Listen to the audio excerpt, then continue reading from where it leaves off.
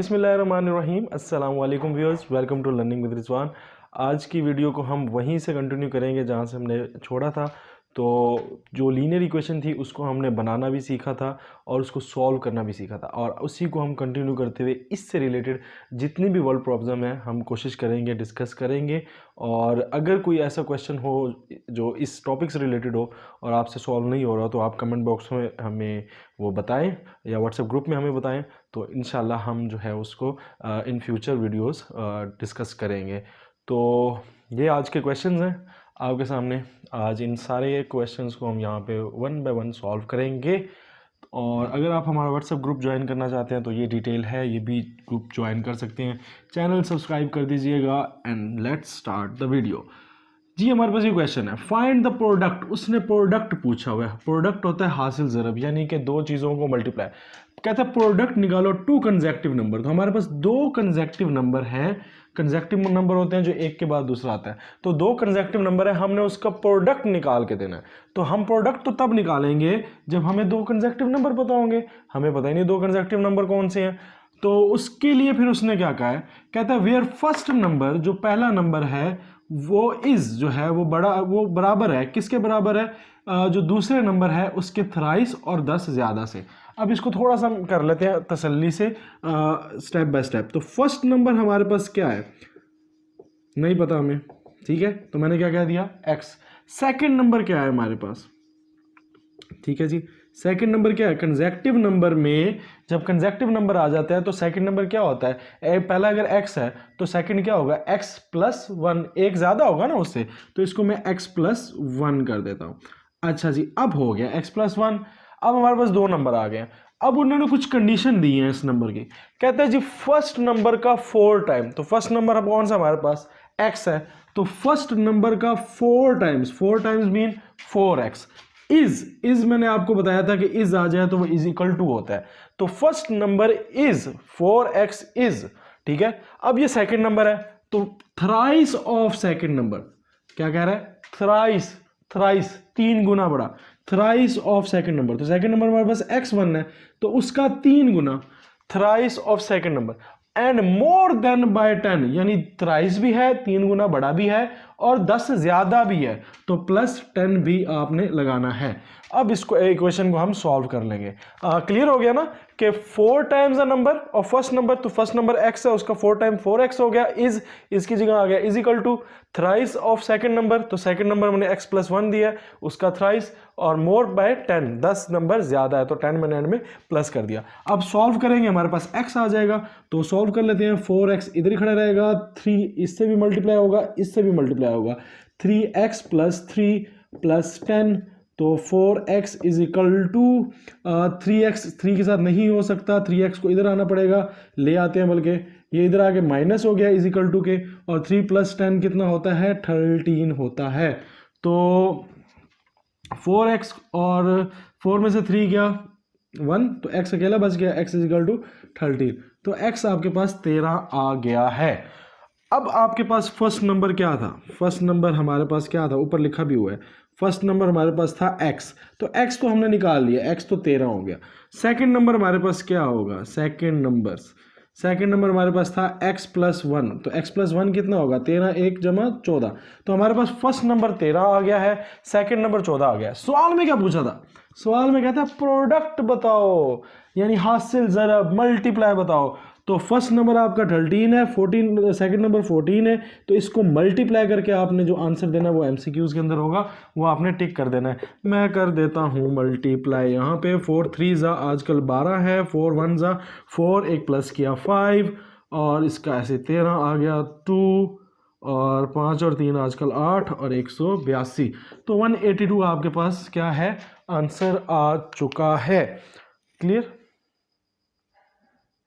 पक्का ना, ठीक है। तो नेक्स्ट क्वेश्चन के साथ ही, तो हमारे पास ये नेक्स्ट क्वेश्चन है, इसमें जी नवाज साहब है, नवाज साहब को तो जानते हो ना। अच्छा जी, नवाज है जी, इसकी लॉटरी निकली है, तो लॉटरी निकली है और इसको एक अमाउंट मिली है, उस अमाउंट का हमें नहीं पता, अमाउंट हमें नहीं पता वो क्या है। तो यहाँ पर ये एक हमारे पास चीज़ जो है वो अननोन है, मगर उसकी बताया हुआ है कि 1/3 ऑफ अमाउंट जो है उसको मिल गया, यानी एक विनिंग अमाउंट है, विनिंग अमाउंट को हम क्या कह लेते हैं कि वो क्या है, हमारे पास x है। तो विनिंग अमाउंट जो है वो x है, तो x उसकी विनिंग अमाउंट है, मगर उसको पूरी विनिंग अमाउंट नहीं मिली, उसको विनिंग अमाउंट का कितना मिला है, 1/3 मिला है। कितना मिला है, 1/3। तो विनिंग अमाउंट मिला है एंड ही गेट्स अमाउंट, तो वो कितनी है, 1/3।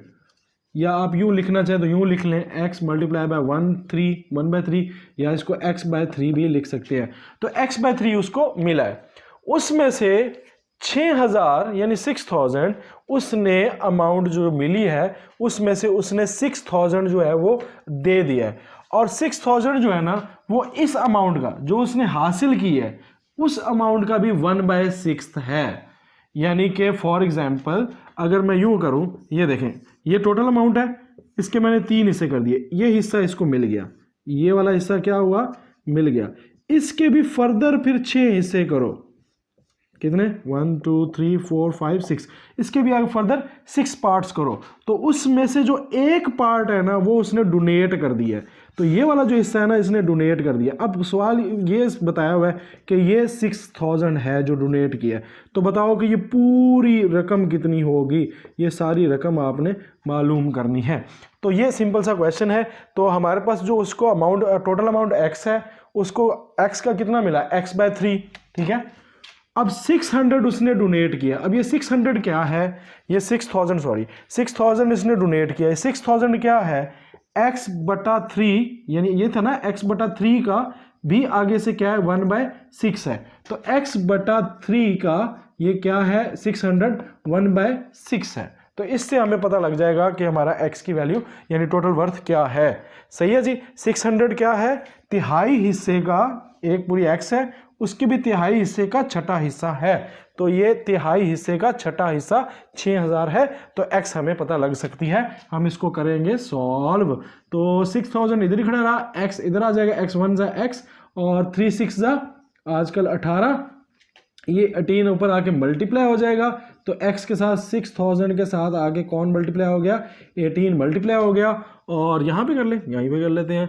6000 को मल्टीप्लाई करना है किसके साथ, 18 के साथ, तो मैं 3 को इग्नोर करूंगा, 3 0 हमने 1 मिनट साइड पे रख लिए, और 6 को हमने मल्टीप्लाई कर लिया किसके साथ, 18 के साथ। तो 18 को मल्टीप्लाई कर लिया 6 के साथ, तो 6 8 जा 48, 6 1 जा 6, 4 प्लस किए तो 10 108, और ये अब 3 0 लगा लो साथ, 1 2 3, तो ये टोटल अमाउंट बन गई 108000।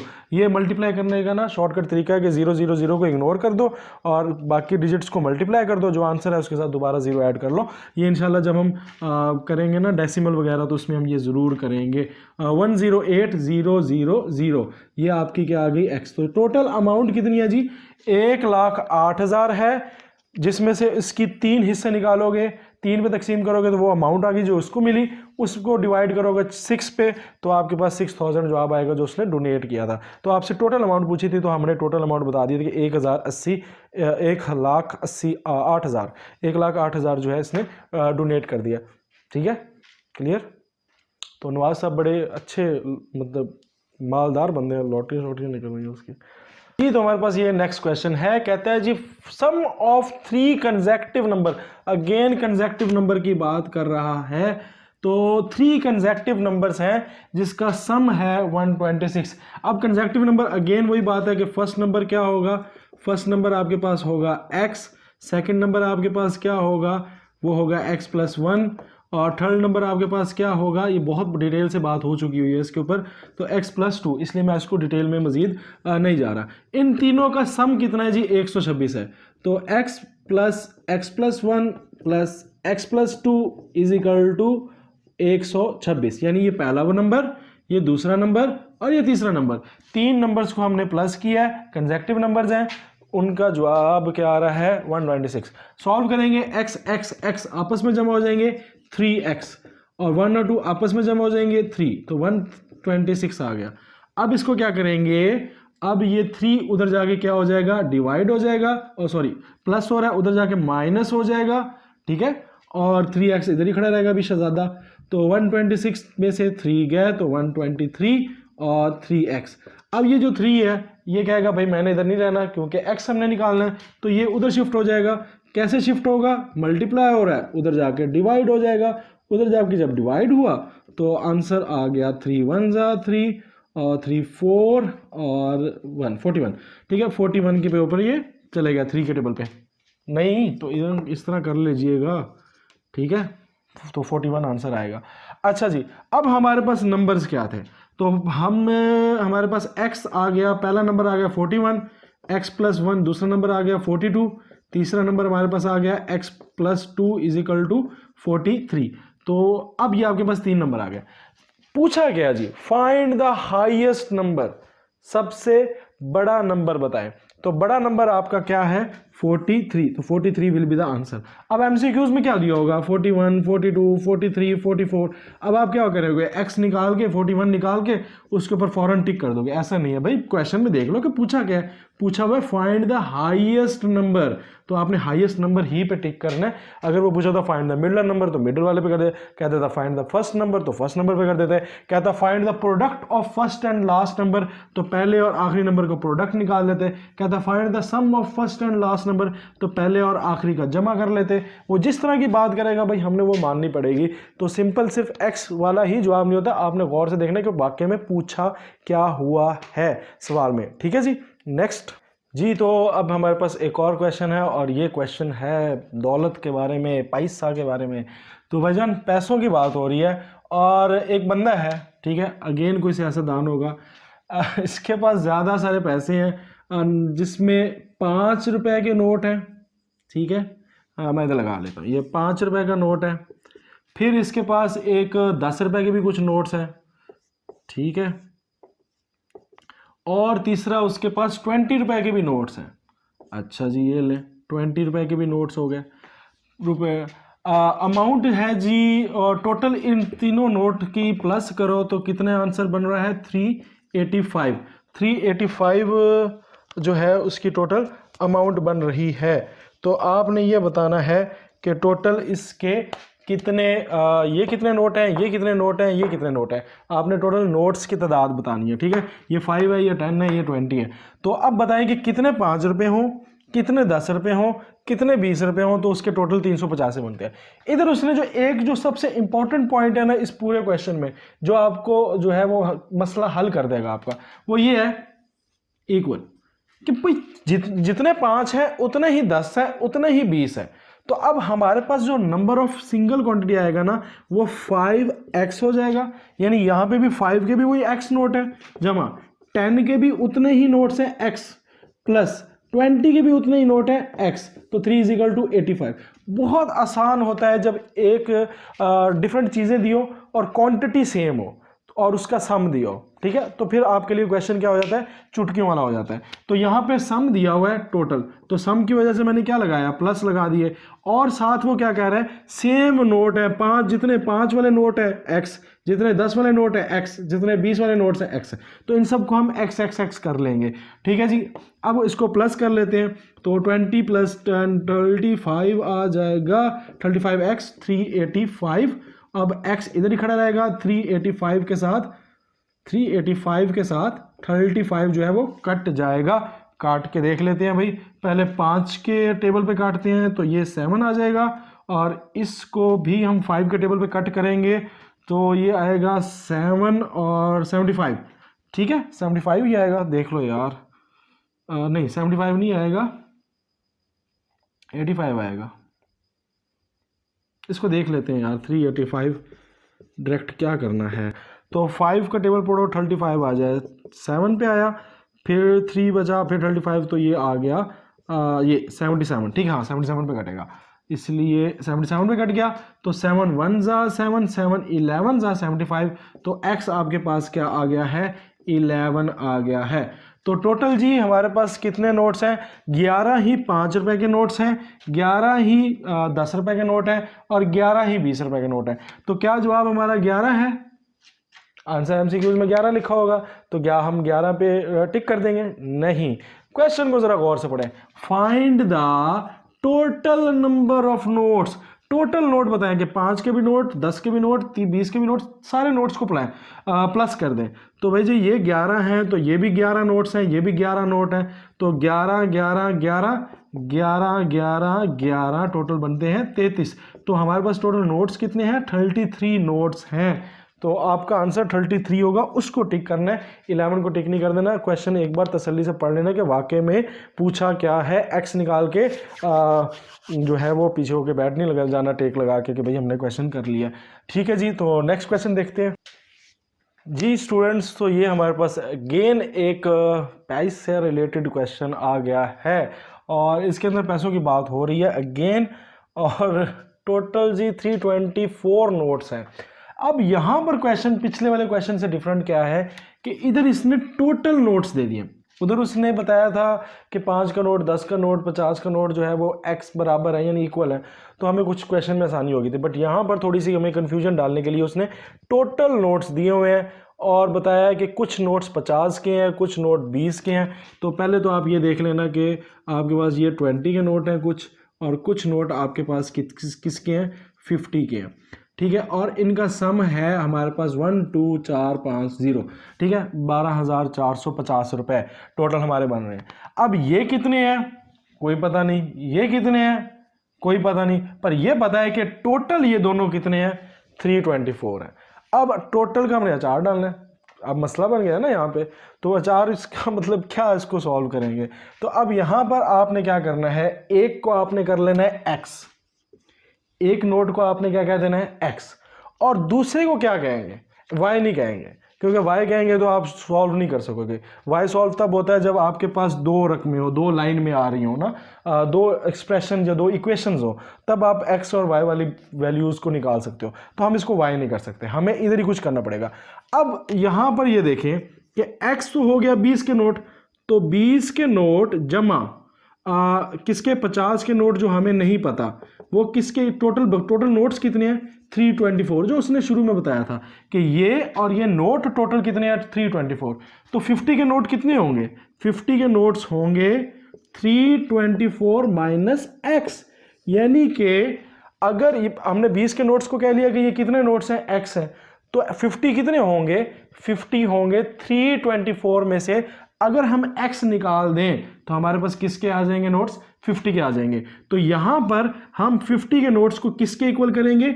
324 माइनस x, यानी ये हमारे पास बजाते खुद जो है वो किसका काम करेंगे? 50 के नोट्स का। तो x हमारे पास 20 के नोट्स आ गए, और 50 के नोट्स कितने हैं? 324 में से 20 के नोट निकाल दे तो पीछे कितने बच गए? वो 50 के बच गए। तो इस तरीके से आपने इसको देख लेना है। अब यहां पर एक चीज रह गई कि आपने टोटल पैसे निकालने हैं ना, तो रकम से भी तो मल्टीप्लाई करना है। 20 मल्टीप्लाई बाय 20 के नोट्स प्लस 50 मल्टीप्लाई बाय 50 के नोट्स। समझ आ रही है? आई होप सो आ रही होगी। 50 मल्टीप्लाई बाय 50 के नोट्स, तो ये x नोट की तादाद है, और कितने रुपए का नोट होता है? 20 रुपए का नोट है ना, तो 20 मतलब अगर ये x कह देंगे 2 नोट है, तो 20 मल्टीप्लाई बाय 2 यानी 40 रुपए हो जाएंगे। तो इसलिए हमने 20 से ज़रब किया टोटल जो उसके पैसे हैं, और ज़रब किससे कर रहे हैं? x हमारे पास टोटल यानी नोट कितने हैं। इसी तरह 50 है, 50 को भी मल्टीप्लाई कर रहे हैं उसके नोट से। अब आपके पास आंसर आ रहा है 12450। इसको सॉल्व करेंगे 20x वैसे ही आ जाएगा, यहाँ पर 50 को मल्टीप्लाई करना है 324 से, और फिर माइनस x से। तो 50 मल्टीप्लाई बाय 324, तो 0 को मैं गायब कर देता हूँ और 5 को फिर मल्टीप्लाई करूँगा। 5 4 ज़ा 20, 5 2 ज़ा 10, 10 2 12, 5 3 ज़ा 15, 15 प्लस 1 6, तो 1620, और वो जो एक 0 गायब किया था मैं लगा रहा हूँ 16200 आ जाएगा। 16200 माइनस, ठीक है, माइनस क्यों लगाया? Plus minus minus 50x is equal to 12450। अब आपकी इक्वेशन होती जा रही है सॉल्व। अब 50x और x आपस में सॉल्व होते हैं, तो 50 में से 20 गए तो पीछे बच गया 30x, और निशान किसका आएगा? माइनस का, क्योंकि 50 बड़ा है। अच्छा जी, प्लस 16200 इज इक्वल टू 12450। अब इसको ये इधर प्लस हो रहा है, उधर जाके क्या हो जाएगा माइनस, तो -30x आपके पास आ जाएगा इन दो 12450 -16200, तो 16200 लिखा हुआ है, इसी में कर लेते हैं, माइनस करना है 12450 को माइनस कर देंगे, 0 में से 0 गया, 0 में से 5 नहीं जाता, 10 में से 5 गया, ये 1 हो जाएगा, 11 में से यहाँ से नहीं जाएगा, ये 5 हो जाएगा और ये 11 हो जाएगा, 11 में से 4 गया 7 और 5 इधर क्या बच गया 5 में से 2 गया 3 ना, 5 में से 2 गया 3 और 1 में से 1 गया कुछ भी नहीं, तो ये आपके पास आ जाएगा -3750 -30x। अब पूछ रहे होंगे माइनस कहाँ से आया है, तो भाई ये बड़ी रकम होती है तो बड़ी का निशान लगता है, 16,200 में से 1250 निकाले हैं, तो माइनस किसको कर रहे हो, जो बड़ी रकम होती है उसके साथ माइनस का साइन हो तो नीचे भी माइनस का साइन आता है। अब ये 30 उधर जाके क्या हो जाएगा, डिवाइड हो जाएगा।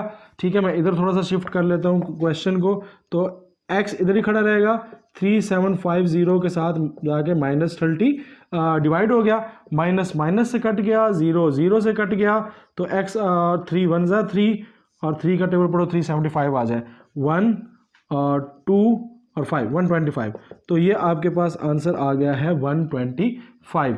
अब 125 आपके पास जो है वो x की वैल्यू आ गई है, और x किसकी वैल्यू ली थी हमने, 20 के रुपए को कहा था, तो सवाल में भी पूछा यही हुआ है, द नंबर ऑफ RS20, 20 रुपए के नोट्स कितने हैं, तो हमने पहले क्या देखा है 20 रुपए के नोट्स हैं वो x हैं, और 50 के नोट्स हमने क्या दिया था 324 माइनस x है, तो हमें 50 के नोट्स पूछे भी नहीं है, अगर पूछे होते तो 324 में से 125 माइनस करते तो 50 के नोट आ जाते। अब आपसे पूछा क्या हुआ है जी, 20 के नोट पूछे हैं, 20 के हमने बता दिए 125, x हमारा निकला है, तो 125 रुपए जो है नोट्स जो है वो 20 के हैं। 50 के भी बता देते हैं, 324 में से अगर 125 निकालें तो 14 में से 5 गए 9, और इधर 11 में से 2 गए 9, और 2 में से 1 गया 199 बनते हैं, हाँ 199 बनते हैं, तो 199 नोट टोटल, और टोटल नोट्स कितने हो जाएंगे 324 नोट्स हो जाएंगे, तो ये हमारे पास आंसर है। इस फिलहाल तो 125 आंसर है, अगर वो आपसे 50 के भी पूछ लेता है तो 199।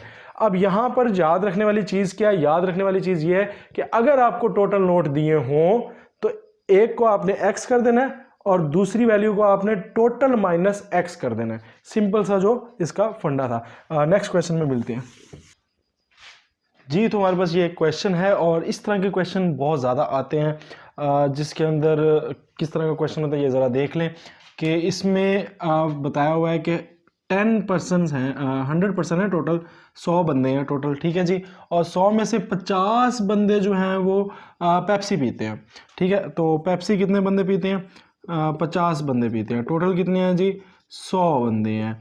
और कोक कितने बंदे पीते हैं जी, कोक जो है वो 40 बंदे पीते हैं, ठीक है। और तीसरी चीज़ क्या है हमारे पास, बोथ, यानी पेप्सी भी और कोक भी, पेप्सी भी और प्लस कोक भी, दोनों चीज़ें जो पीते हैं वो कितने बंदे हैं, वो 20 बंदे हैं, ठीक है जी। तो हमने ये बताना है जो कुछ भी नहीं पीते, डोंट ड्रिंक, ठीक है, जो डोंट ड्रिंक है ना वो हमने मालूम करना है।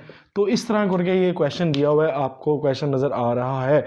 तो इस तरह के सवाल जो आते हैं ना, इस तरह के और भी बहुत सारे क्वेश्चन आ सकते हैं, इसी तरह से रिलेटेड होंगे, तो थोड़ी सी वर्डिंग चेंज होगी, थोड़ी सी बातें चेंज होंगी, तो उसकी निशानी क्या है ऐसे क्वेश्चन की, ऐसे क्वेश्चन की निशानी ये है कि आपको टोटल भी दिया होगा, फिर एक चीज़ दी होगी, दूसरी चीज़ होगी, फिर बोथ के नाम से भी चीज़ दी होगी, तो इस तरह करके ये क्वेश्चन आते हैं। अब आपसे पूछा हुआ है कि 100 बंदे हैं, 50 पेप्सी पीते हैं, 40 कोक पीते हैं, और दोनों जो है ऐसे भी हैं जो दोनों 20 पीते हैं, ठीक है, ये हमारे पास जो है ना बोथ, यानी दोनों पीते हैं, पेप्सी भी पीते हैं और जो है वो कोक भी पीते हैं। तो आपने बताना है कि वो कितने बंदे हैं जो कुछ नहीं पीते। तो सिंपल आपके पास टोटल बंदे हैं 100, ठीक है, 100 में से आपने क्या करना है, आपने अपने इस तरह बना लें कि पेप्सी वाले प्लस, ठीक है, पेप्सी वाले प्लस भी ना करें, एक निशानी के लिए इसकी ट्रिक बता रहा हूं आपको, पेप्सी कोक बोथ। अब जो बोथ है ना वो कितने हैं 20, तो वो आपने 20 लिख देना है।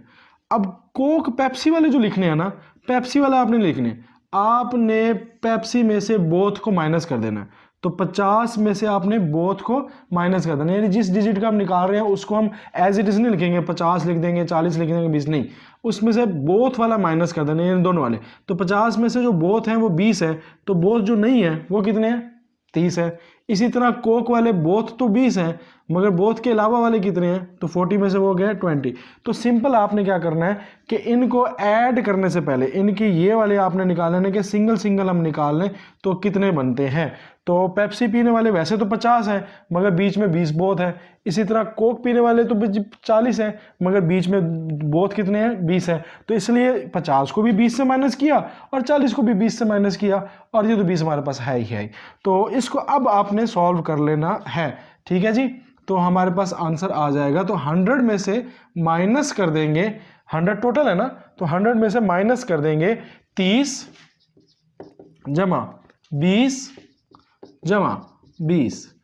तो 100 में से माइनस किया 30 और 50 70 आ जाएगा, और जो आपके आ गया आपके पास 30। तो 30 ऐसे लोग हैं जो कुछ भी नहीं पी रहे।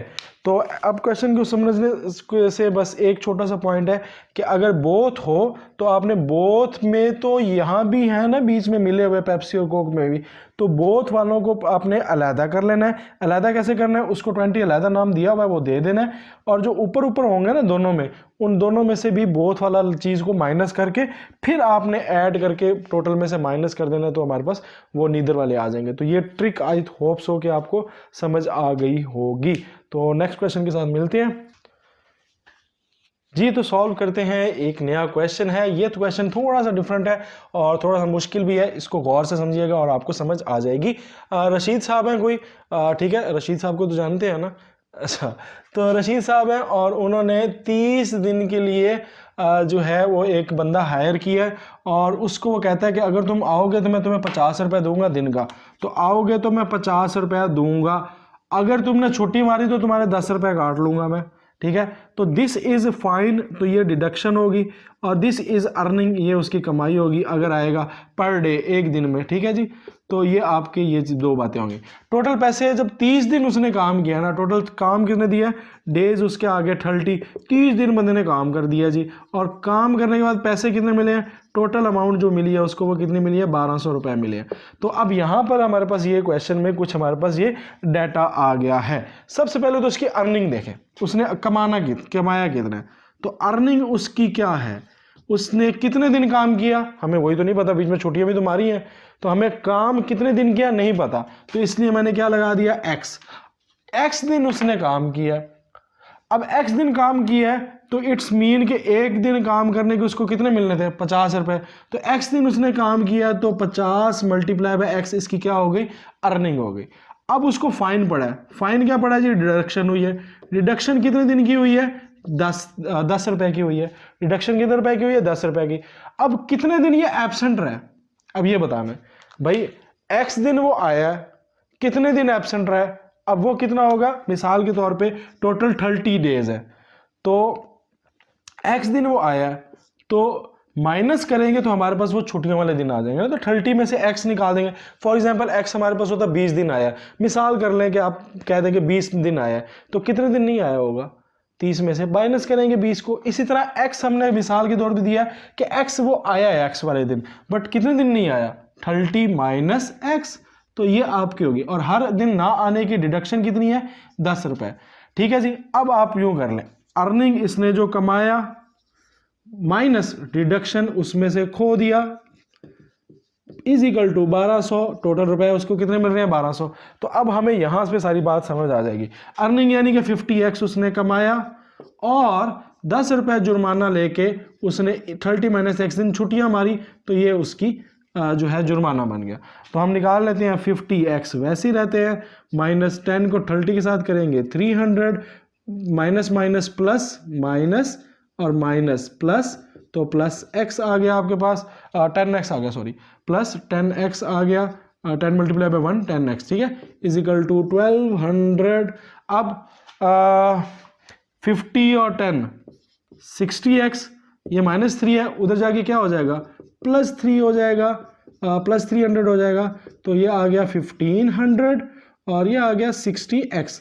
तो x बराबर है 1500 डिवाइडेड बाय 60, तो 0 0 से कट गया और 6 150 के 3 के टेबल पे काटे कट जाएगा, बल्कि 6 को डायरेक्ट 150 पे करें, 150 रहेगा ना, 150 को 6 पे डिवाइड करेंगे तो 12 को 3 पे करेंगे 30, तो ये कितने पे आ रहा है, 6 2 25 पे आ रहा है, ठीक है 25।